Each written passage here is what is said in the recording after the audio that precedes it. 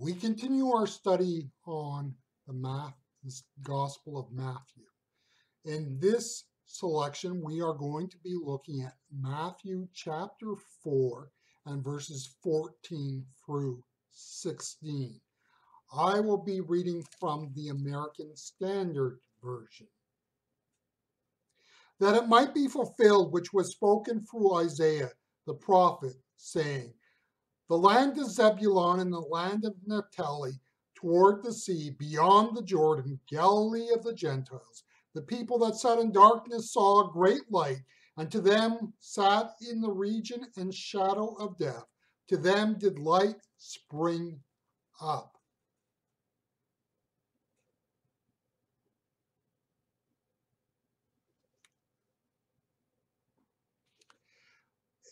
The heart of the Christian faith is the incarnation principle. Now, in saying that, I'm not saying that the atonement is unimportant, or the Trinity, or the resurrection. And when you think about it, two of those three really can only be understood through the incarnation. I mean, technically, all three have to have the incarnation in place to fully understand them. Rather, it is that two of the three just simply cannot be understood apart from the resurrection principle.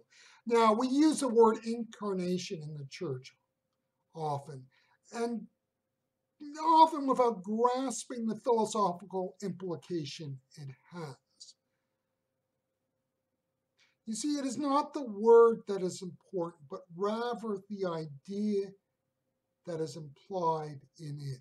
In other words, it means much more than just that Jesus became one with us through his humanity.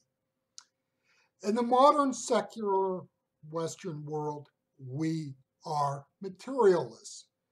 I am no ethnologist, but I will go out on a limb and say that all cultures have some sort of form of a creation myth. Culture after culture have some way of explaining who they are and where they have come from. Now, a creation myth is not like a cherry on top of a sundae. Something that kind of looks nice, but is not really necessary to the sundae itself. How one views creation impacts how one views this world and life within it. So if you believe by accident the universe came into being, and by accident on one of the ensuing flying rocks, life formed, and that life developed into something of some sort of intelligence, you will see life in your world in one sort of way. In particular, you will see no spiritual side to life. Life is random and fleeting, and sometime in the future, the universe will contract and be no more. In and through history, there have been movements like the Manichaeans or the Cathars. In the modern West, we believe the material world is all that there is. It is neither good nor bad. It just is. Now, the Manichaean and the Cathars are both dualistic movements. Dualism, philosophically speaking, is the belief or idea that there is two opposing forces in the universe, one evil, one good, and they are balanced.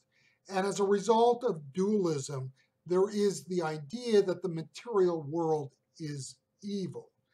So in a system like this, the practice of sexuality is a great evil, often because it is part of the physical or material side of the world, whereas it is the spiritual side of life that is all important.